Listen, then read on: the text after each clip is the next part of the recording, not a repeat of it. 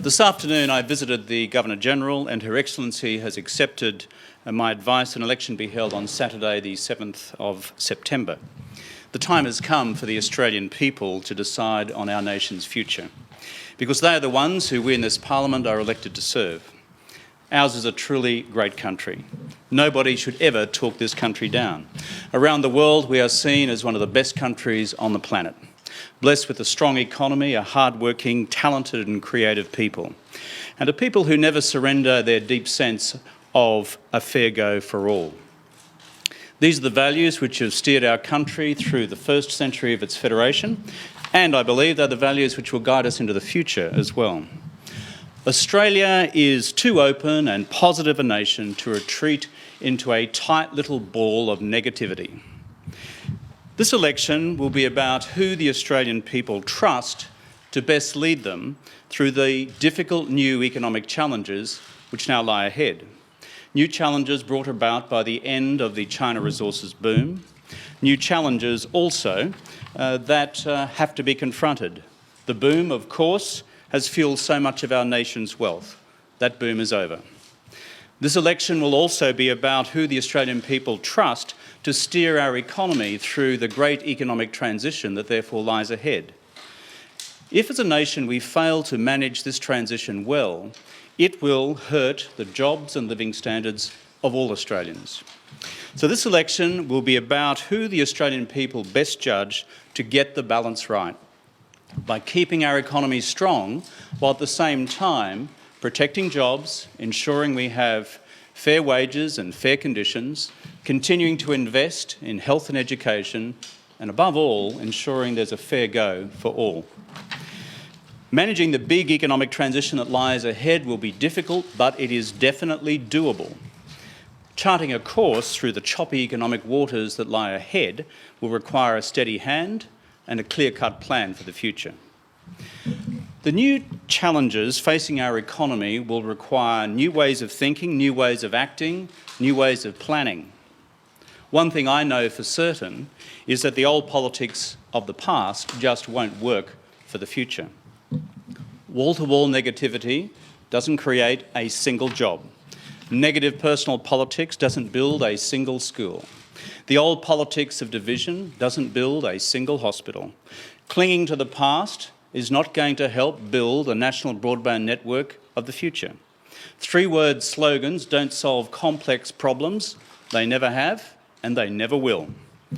So Australia needs a new way of dealing with the new challenges we face in the future.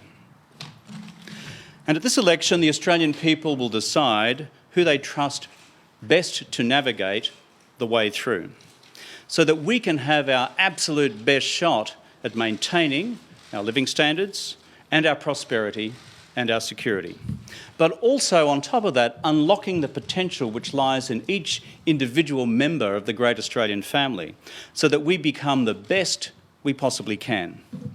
For me, all that was made possible some 30 or so years ago, when reforms by an earlier Labor government made it possible for a kid from the Queensland country, neither of whose parents went much beyond primary school, to go off to university and chart his own future and end up as Prime Minister of the country. Elections are about judgments of our record, just as they are about our plans for the future. In the years we've been in office, we have helped keep our economy strong. While economies around the world have lost tens of millions of jobs, businesses in Australia have added just under 1 million jobs over the last 5.5 years. While economies around the world have tumbled into recession, we in this country, Australia, acting with business, have kept the economy out of recession, almost uniquely across the developed countries of the world.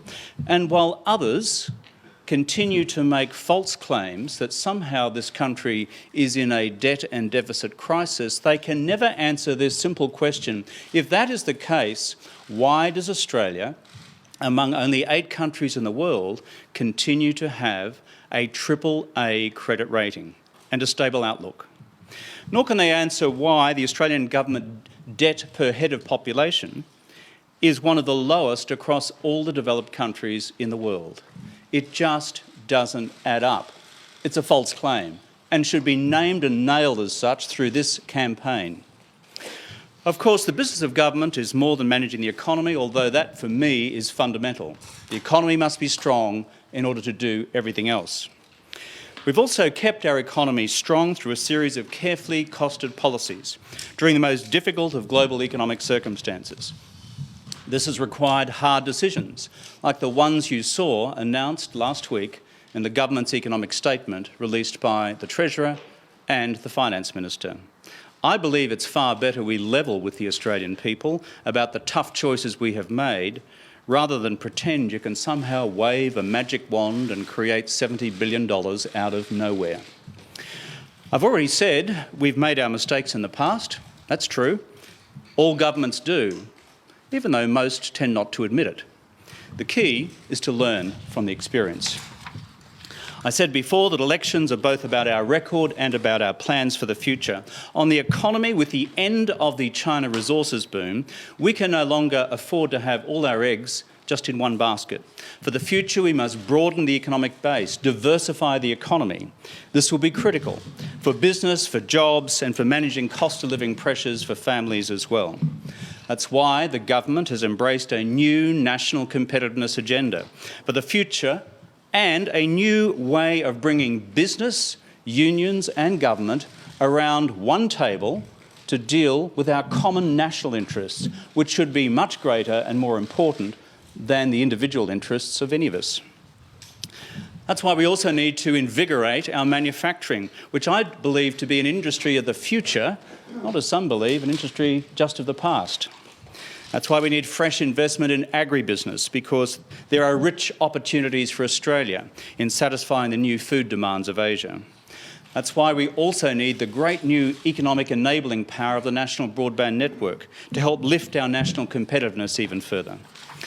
This is the way to build the new industries of the future, right across our vital new service industries as well, which provide so many jobs for Australians. And doing so by responsibly returning the budget to surplus over the economic cycle, supported by moderate budget savings which don't hit jobs, health or education. That's our economic plan for the future. Mr Abbott's plan, by contrast, is a $70 billion slash and burn austerity drive which will cut jobs and cut deeply into basic services and health and education. And if you don't believe me on this, just look at what Mr Newman's Liberal National Party government has done in Queensland, where they said nothing about it up front. They said they'd have a commission of audit, and then lo and behold, 4,000 health workers were then sacked in one state alone. In my community in Brisbane, I've met so many of these folks working in the health sector who've just lost their jobs. Good people, decent people, and I've met them right across Queensland.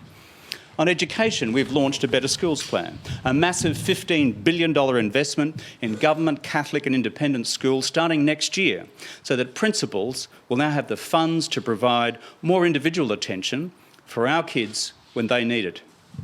And the teachers in my local schools in Brizzy tell me it's a fantastic plan. Unfortunately, Mr Abbott has said our Better Schools plan is nothing more than a con, without putting forward a positive alternative. On health and hospitals, we intend to complete the massive health and hospitals reform plan that we've agreed to with the Commonwealth and the states, massively investing into the hospitals of our country into the future, delivering new services through the National Broadband Network, such as telemedicine, and as well as providing local health services through our local Medicare local network. Unfortunately, Mr Abbott has form on hospitals when previously he ripped $1 billion out of the nation's health system as Health Minister, and now he says he will abolish Medicare Local.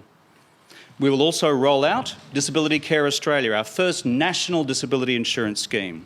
And on climate change, our plans are clear, while Mr Abbott, a climate change denier from way back, has an approach he has never properly explained, and it does not work.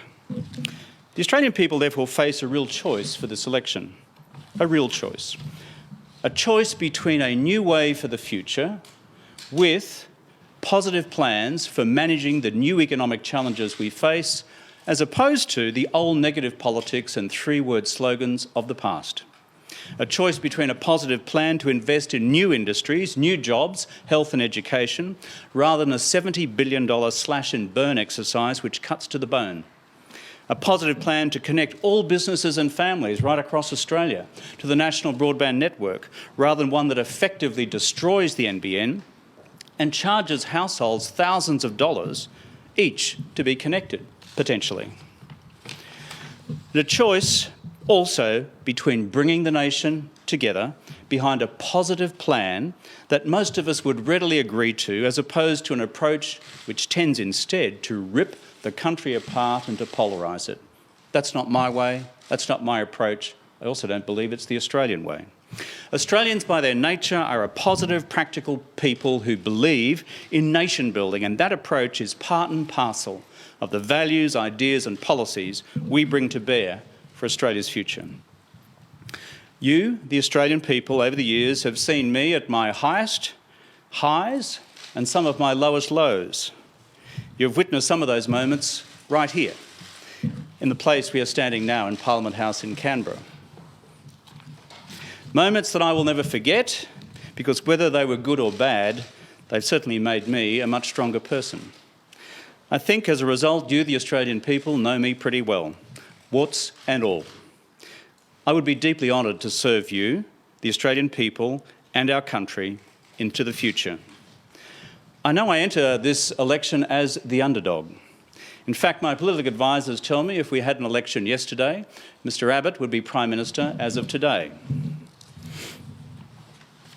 In the month or so ahead, the people of Australia are going to be subjected to an absolute barrage of negative political advertising, such as they've never seen before, full of daily personal political attacks.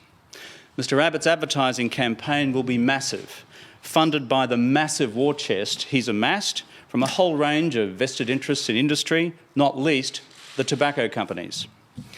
So the next month or so is going to be a pretty rough one, I think. That's why I'm asking you, the Australian people, those of you who support a new way of handling the challenges we face in the future, to come on board. We need each and every one of you to volunteer your time, your effort, your enthusiasm, and maybe even send us a $10 donation. Young people, old people, women and men, eighth-generation Australians or migrants who only arrived in this country in the last year or so, because it's only through the power of you, the people, that we will prevail in this election. I have enormous confidence in the sound judgment of the Australian people. I deeply respect our democratic processes, and it's now time for the Australian people to decide.